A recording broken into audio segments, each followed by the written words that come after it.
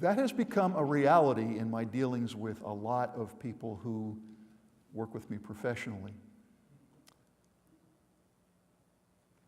The word expectations comes to mind. We all have them. One woman who gave birth to 5 boys told me a number of years ago, life is never what you expected it would be.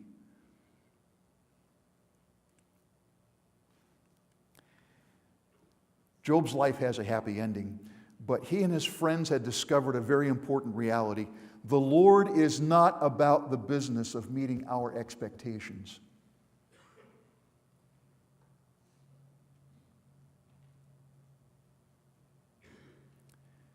Do you hear that? The Lord is not about the business of meeting our expectations.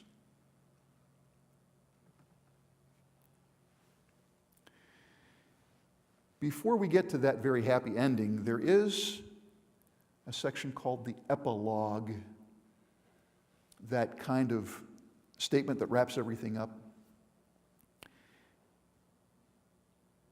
The Lord has just spoken to Job and reminded him about the wonders of creation and how limited he is in his understanding or his capacity. And Job has come to recognize, I opened my big mouth when I shouldn't have. Now I understand that I don't understand, but I trust you. After the Lord had said these things to Job, he said to Eliphaz the Temanite, I am angry with you and your 2 friends. Uh-oh. These 3 guys thought they were sticking up for the Lord. And then he explains, I'm angry with you because you have not spoken the truth about me as my servant Job has. So now, take 7 bulls and 7 rams and go to my servant Job and sacrifice a burnt offering for yourselves. My servant Job will pray for you, and I will accept his prayer and not deal with you according to your folly. You have not spoken the truth about me as my servant Job has. So Eliphaz the Temanite, Bildad the Shuhite, and Zophar the Naamathite did what the Lord told them, and the Lord accepted Job's prayer. What was it they were saying that was so contrary to reality and the way God really is? All 3 of these men were convinced that every act of sin is punished in this life and every good deed is rewarded in this life. You get what you deserve. Job realized just by looking at reality that that thought was not true. But Job expected that he could understand God's ways if only he could talk it over with the Lord. All 4 of these men discovered that God's grace and our faith are realities far more important than just getting what we deserve. This truth is a bedrock reality for those who know Jesus. His grace and our faith are far more important than getting what you deserve. In high school, a pastor I knew, when he got really frustrated, would occasionally say, it's a good thing I'm not God, because those people would be French fries right now.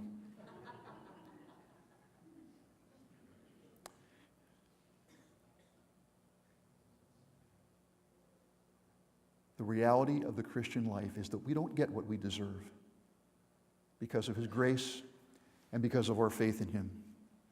I'd like you to meet 3 people who have something very true and very worthwhile to say.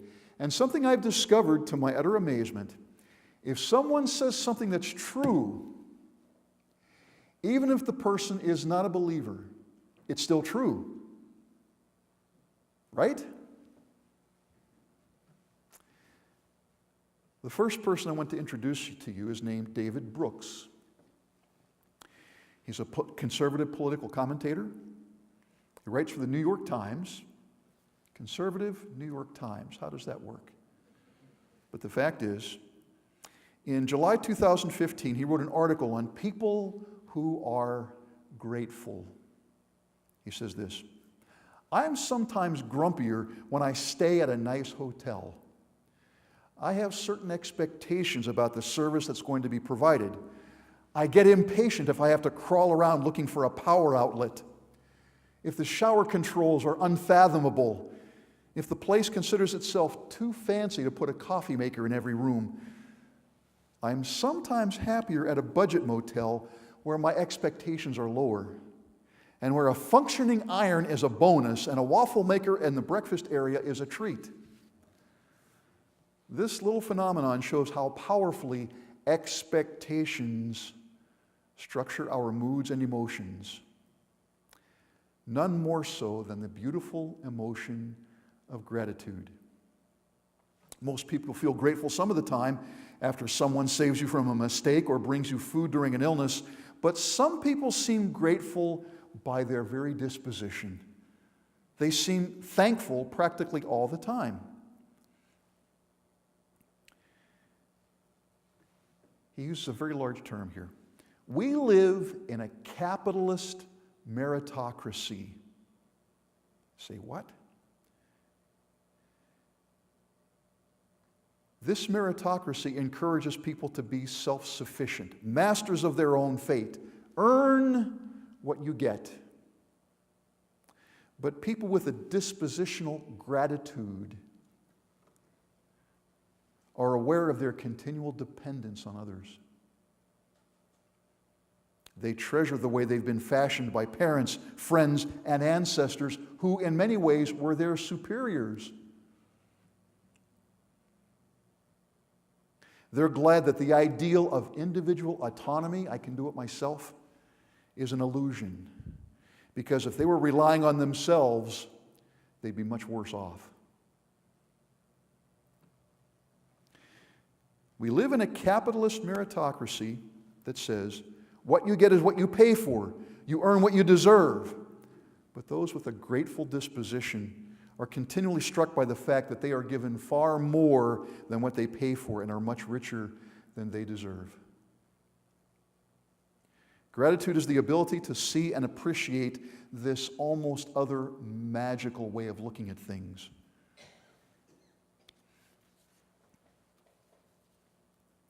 People with grateful dispositions see their efforts grandly, but they don't see themselves grandly. Life doesn't surpass their dreams, but life does surpass their expectations. Those passages in Ephesians and Thessalonians that we shared earlier remind us, contrary to what David Brooks said, gratitude is not just a feeling. Some people always seem to be grateful for all kinds of things, and they're rarely out of sorts. They just seem to be natured that way. But the fact is, the Lord doesn't call us to be feeling grateful before we express it. He calls us to be grateful in every circumstance. Let's try that experiment again, okay? Feel grateful.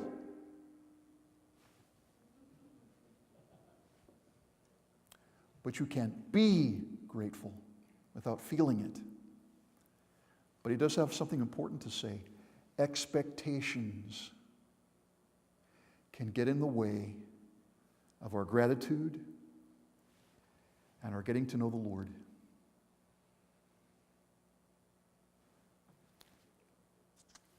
Second person I'd like you to meet, an author and speaker named Bryan Brown, a research professor at the University of Houston Graduate School.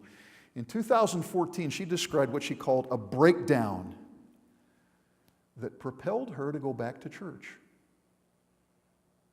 In a video interview, she said this, I definitely went back to church for all the wrong reasons. I really went because what I'm going through is hard and it hurts. And in all the midlife unraveling books I've read, they say, go back to church. That's what everybody does. So I went back to church thinking it would be like an epidural. It would take all the pain away. And then I discovered that faith and church was not like an epidural at all. It was like a midwife who just stood next to me and said, push. It's supposed to hurt.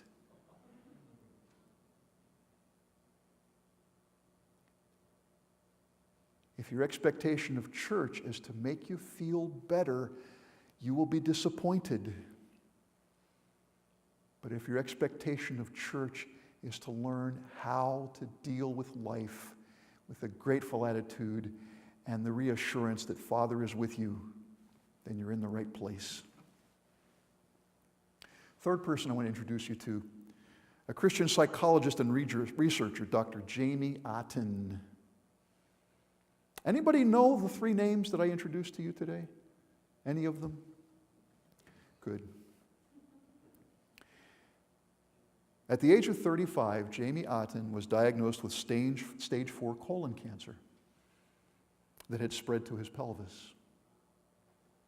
And he said, "For the first 6 months, whenever I asked for a prognosis, all my oncologist would say was, 'I can't tell you it's going to be okay, Jamie. It's too early to tell.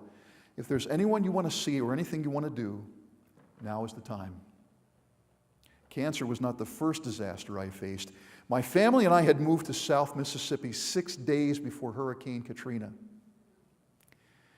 But this disaster was different. There was no opportunity to evacuate as I did before Katrina made landfall. This time the disaster was striking within. I was a walking disaster." Jamie learned that the key to both traumatic situations, Katrina and his cancer, involved what he calls spiritual surrender.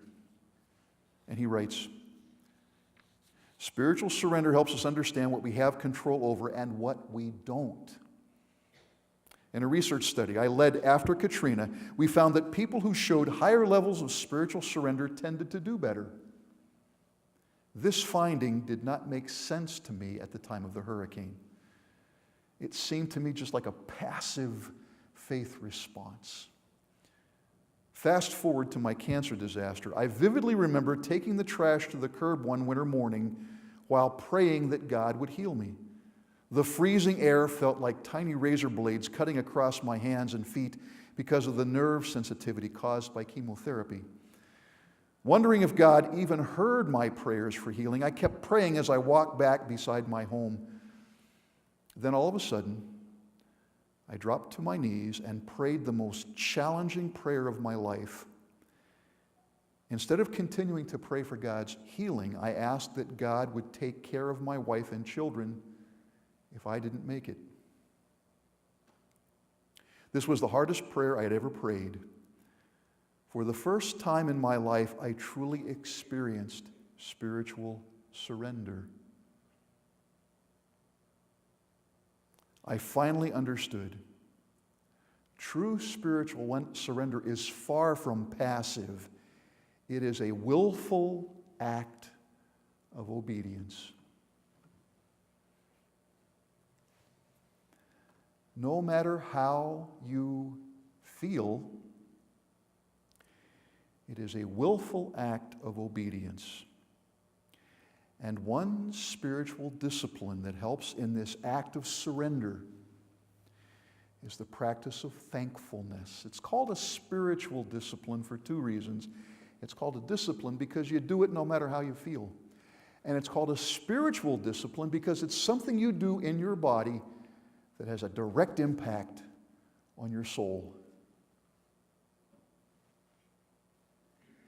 And it does it in a positive way.